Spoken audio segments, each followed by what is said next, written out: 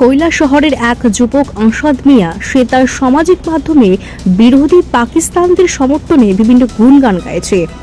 তারই প্রতিবাদে সরব হয়ে ত্রিপুরা প্রদেশ যুব কংগ্রেসের এক প্রতিনিধি দল আগরতলা পশ্চিম থানায় ওর বিরুদ্ধে মামলা দায়ের করেন। শুনুন সংবাদ মাধ্যমের সঙ্গে মুখোমুখি হয়ে ওনারা কি প্রতিক্রিয়া ব্যক্ত করলেন। আপনারা নিশ্চয়ই অবগত আছেন, এই মুহূর্তে ভারতবর্ষ একটা কঠিন পরিস্থিতির মধ্যে দিয়ে আমরা যাচ্ছি। আমাদের দেশের যারা বীর সৈনিক এ দেশের রক্ষা করার স্বার্থে প্রতিনিয়ত সন্ত্রাসবাদীদের সঙ্গে লড়াই করে দেশের মানুষকে রক্ষা করছে। গোটা দেশের মানুষ এই মুহূর্তে আমরা রাজনীতির ঊর্ধ্বে গিয়ে, ধর্ম বর্ণ জাত ভাষার ঊর্ধ্বে গিয়ে আমরা সবাই একসঙ্গে এই মুহূর্তে দেশের আমরা সৈনিকদের পাশে দাঁড়িয়েছি।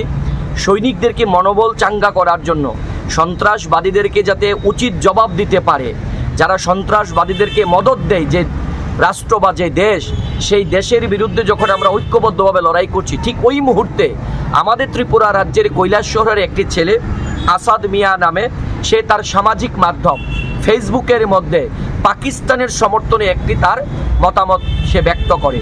আমরা মনে করি এটা একটা দেশ বিরোধী একটা মন্তব্য, আমরা মনে করি এটা একটা রাষ্ট্রবিরোধী মন্তব্য।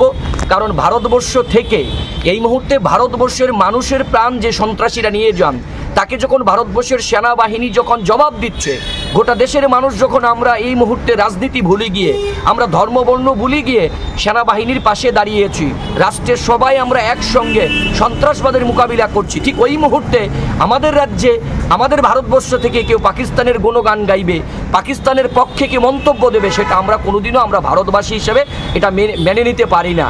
কারণ আমরা একজন ভারতবাসী, এই দেশের দিকে যারা চোখ তুলে তাকাবে আমরা তাদেরকে উচিত জবাব দেব।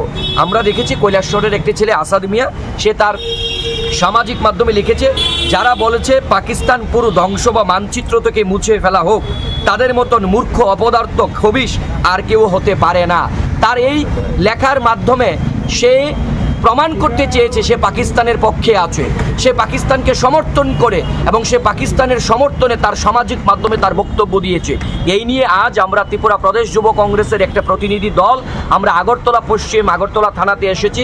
সেখানে আমরা তার বিরুদ্ধে একটা এফআইআর করেছি। অতি সত্বর, অতি দ্রুত যাতে তাকে গ্রেপ্তার করা হয় এবং তাকে আইনগত যাতে শাস্তির ব্যবস্থা করে, সে দাবি আমরা যুব কংগ্রেসের একটা টিম এই মুহূর্তে পশ্চিম আগরতলা এসে দাবি জানিয়ে গেছি।